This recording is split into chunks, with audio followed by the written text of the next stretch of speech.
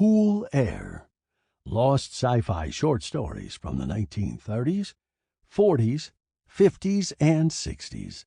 Book 388, written by H.P. Lovecraft, narrated by Scott Miller.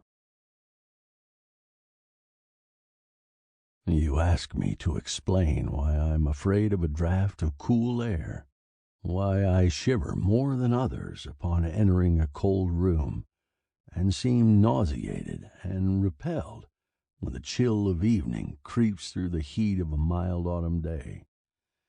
There are those who say I respond to cold as others do to a bad odor, and I am the last to deny the impression.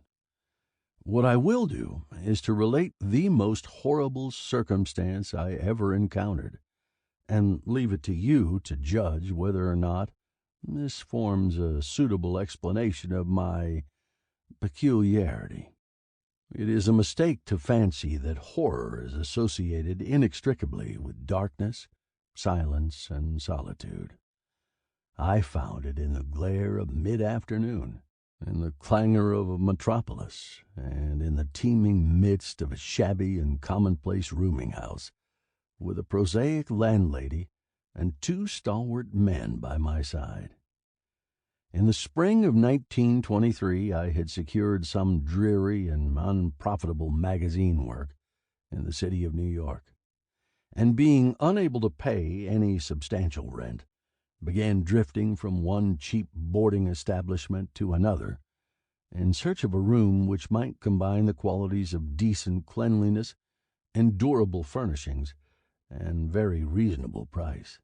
It soon developed that I had only a choice between different evils, but after a time I came upon a house in West 14th Street which disgusted me much less than the others I had sampled. The place was a 4-story mansion of brownstone, dating apparently from the late 40s, and fitted with woodwork and marble, whose stained and sullied splendor argued a descent from high levels of tasteful opulence.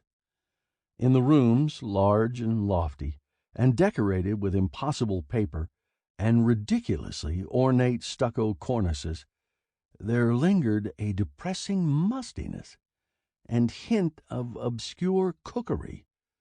But the floors were clean, the linen tolerably regular, and the hot water not too often cold or turned off, so that I came to regard it as at least a bearable place to hibernate, until one might really live.